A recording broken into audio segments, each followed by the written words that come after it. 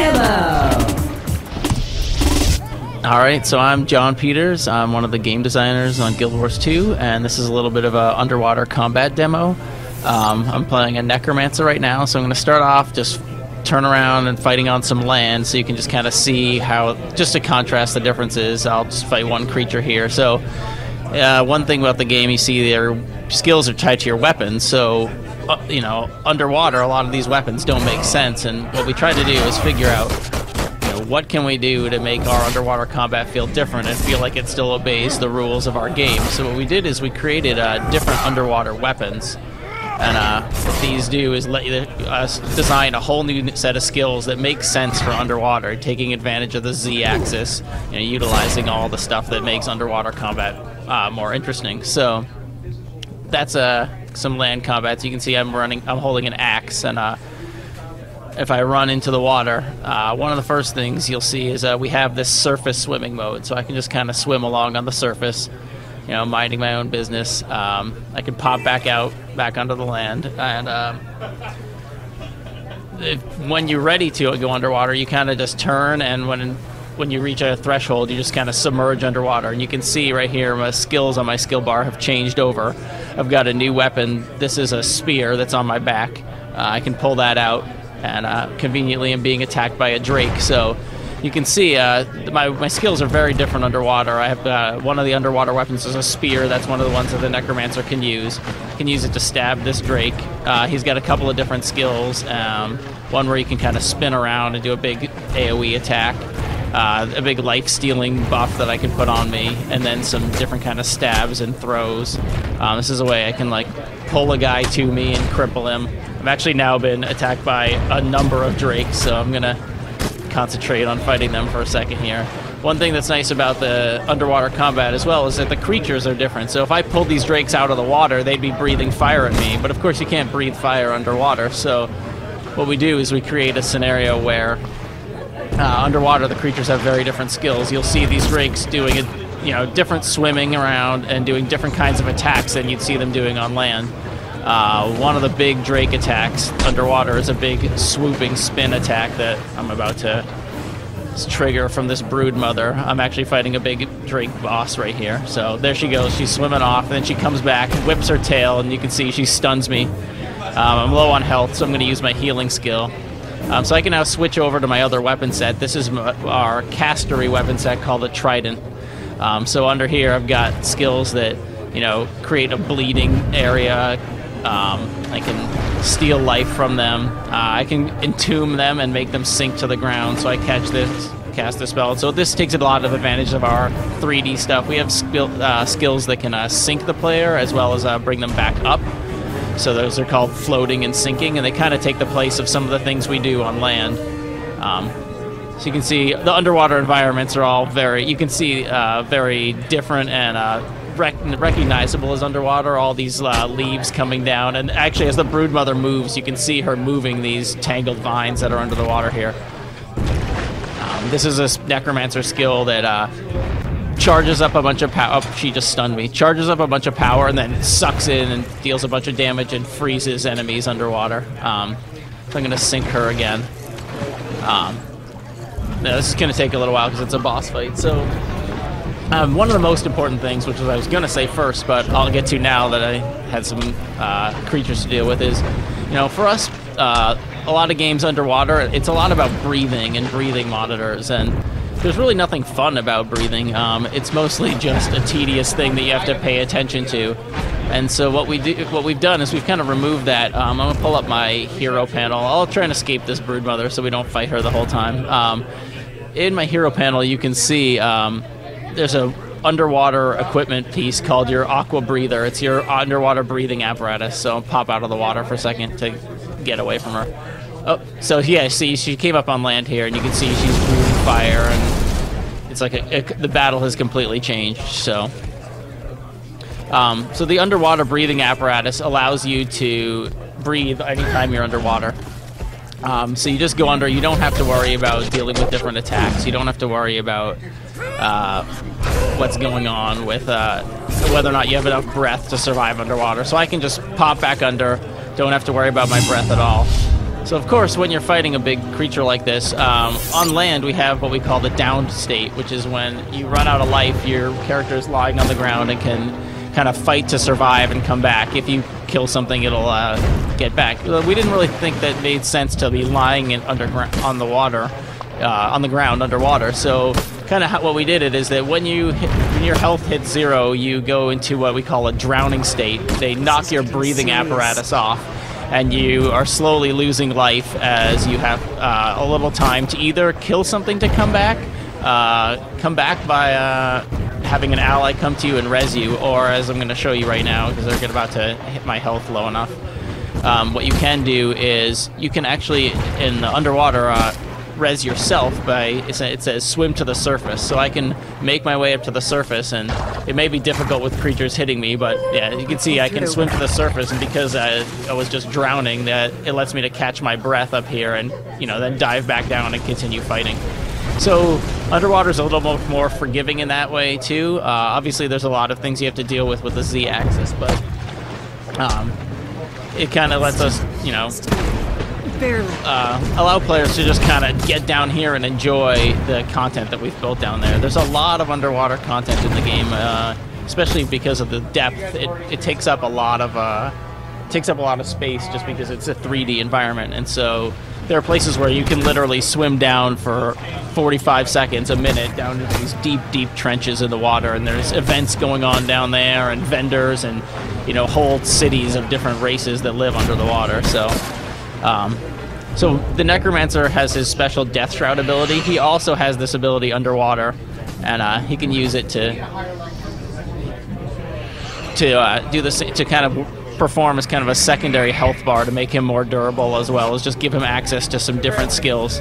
So he kind of gets a lot of the mechanics that the professions have, they share in their underwater counterparts, so that you kind of don't have to relearn the profession. We didn't want it to feel like it was a completely different game, but at the same time we want you to feel like, you know, there's a reason to be underwater and there's something different about it.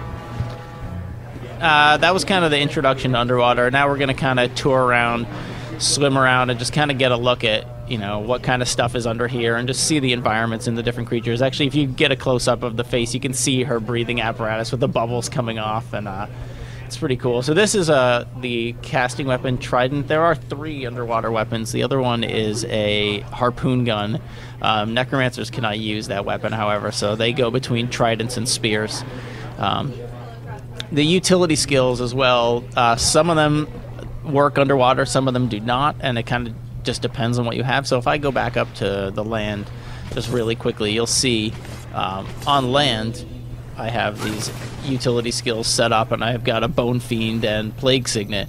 But what we do is underwater, when you dive, we let you kind of set your skill bar differently. So this skill I wanted to keep, but underwater I wanted to use this other utility skill, Blood is Power, if I want to, which, you know, it lets me change this skill, but without conflicting with the choices that I've made on land. So, all right, so I'll just kind of swim around. This is a big giant fish, one of the cooler looking creatures under here. These guys are neutral, so they won't attack you unless you attack them. I particularly love their eyes. So. There's drakes up here that I want to try and avoid, since we've seen a bunch of those. And we'll kind of make our way through this area and just kind of get a tour first before we fight some more stuff.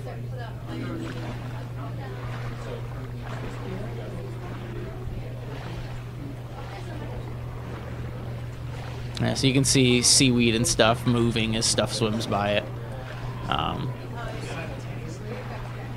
Then I think I showed that when you do pass underwater, or when you do come out of the water, you get this splash screen effect to kind of show you that you've come out, and then the water fades away and drips off. And similarly, when you go in, there's that first bubbles. So I'm going to cut over this area, and I think there's a little thing I can swim, a little cave I can swim through. Let me look at the map and send us over there. Yeah, it's right through here. So I'm just going to head over here and swim through this cave a little bit so you can see some of that area. And this is the area right outside of Lion's Arch, which is the big central city in the game. So you might be able to catch a glimpse of that as well.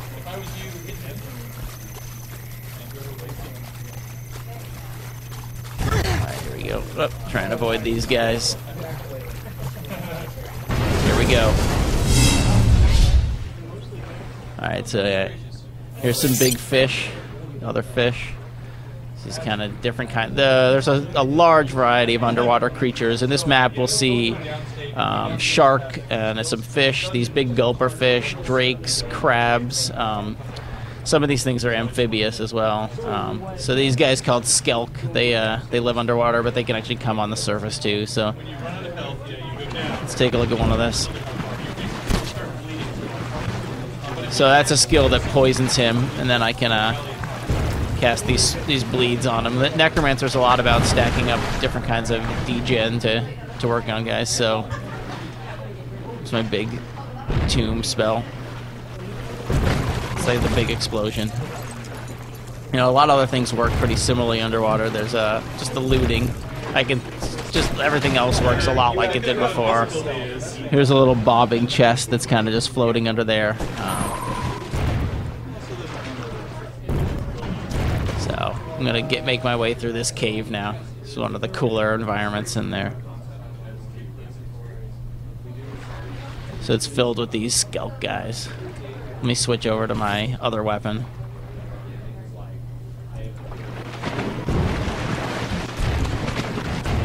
So for him, the spear, he uses a little bit like a short-range thrown weapon, just because, you know, necromancers aren't necessarily about hitting people with stuff. So he has he imbues kind of some of his magic into it. So he has a special barbed spear that he can throw and cause bleeding, or this crippling spear that he throws that will pull the guy towards him when he throws it, and then cripple the guy so that he can keep him nearby. So there's that pull, and then they cripple. Oh, looks like I got some barracudas as well.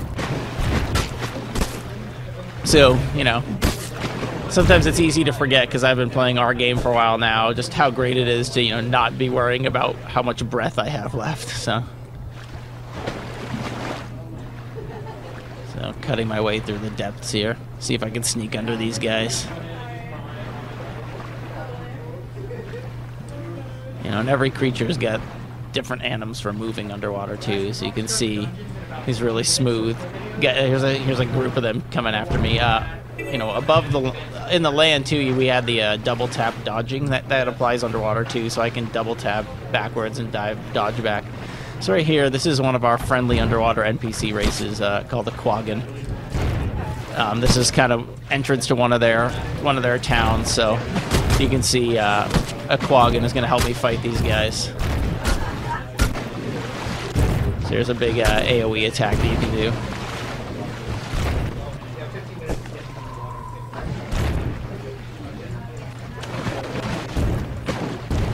So there are dynamic events under here as well as things that you can do to complete for scouts. I just happen to not have bumped into one yet. So this is a Quaggan architecture and kind of heading into one of their little villages. You can kind of see. This will open up into a village, and then I think the big lake that's behind there. So these are their homes, which you can take a peek in there. Oh, that's actually some eggs, I guess. This is a Quaggan home, so you can kind of get in one of their houses, swim around.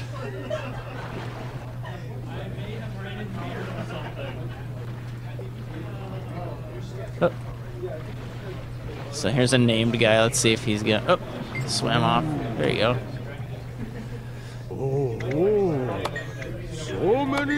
So he's actually telling me that the Ascalon settlement above here is under attack by centaurs, and I can go up there. That event kind of has popped up because I talked to him. He kind of marked it for me. If I walked over there on my own, I would just discover it, but he kind of helped me by kind of letting players know that there's stuff going on. There's actually NPCs in the world running around talking about these things. So this is kind of underneath this big giant lake. These Quaggan here seem to be worshipping this statue of one of the old gods of Tyria.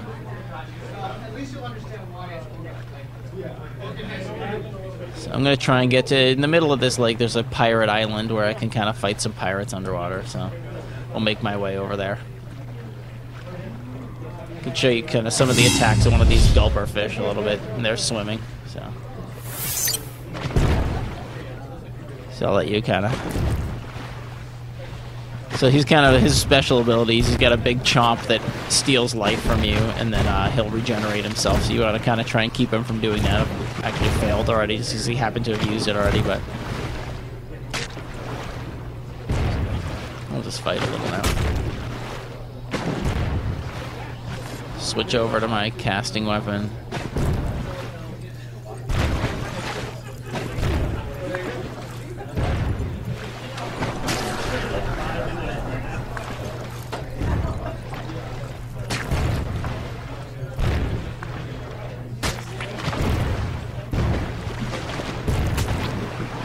So you can see, you know, especially here underwater where you really want to be moving, the whole being able to cast on the move is really important. And I think every underwater skill basically lets you move when you're casting unless it actually sends you flying forward. So I'll show you one of those in a second. Got to deal with these guys first though. So there you go, that'll like send me to these guys.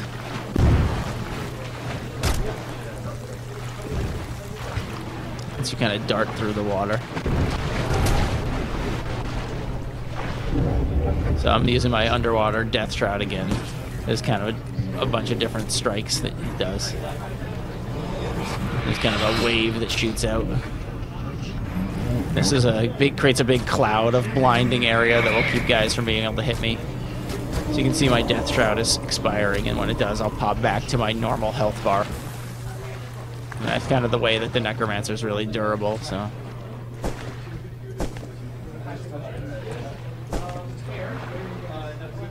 Alright. So I'll show you that darting skill. You can see the icon for it here. It's this current... Oh, hang on. There's a guy right in my face again.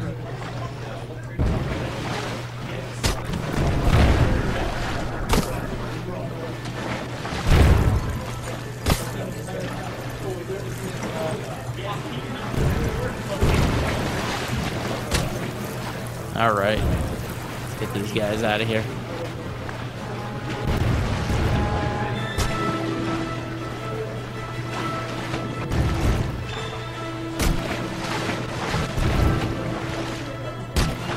A lot of it is about taking advantage of your height, so being able to push guys down, push them up is really important to us here.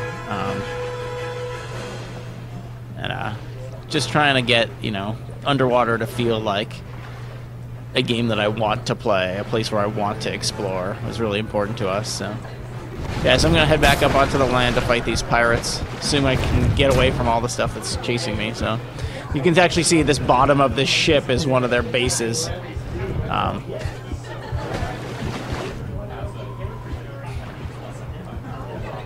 So you can see pop out, and this is part of the pirate base right here. This is their little homestead. Oh, got that guy still on me. So you can see I'm gonna try and pull him onto the land with me. So these pirates have these big giant turrets that guard their area. So if you come too close, you can see the cannon fires at me. So need to get out of here. So one of the things about swimming on the surface is it's dangerous because you don't have any skills available to you, so kind of encourages you to go underwater if you want to try and heal or anything like that. So here I am up against these pirates. Finish off this area a little bit. Maybe summon some minions. This will probably not go well since I'm fighting 4 pirates, but we'll find out. Oh, that knocked me down into the water there. So yeah, that's our down state on land. You can see if you manage to kill someone from this state, you're able to... Oh, they threw me into the water, actually. So they try and get out of here. But I think I'm not going to make it. So you can see the pirates followed me in, and they're actually attacking me with their underwater attacks. Yeah. I was defeated. So the nice thing is, in our game, you can just pull up the map and return to a waypoint, you know, nearby. So here's another one. I can actually, this is an underwater one, or I can pull up to this one that's right across from their island. Oh. Yep, so that was our underwater demo for Guild Wars 2. Hope you enjoyed it. Thanks.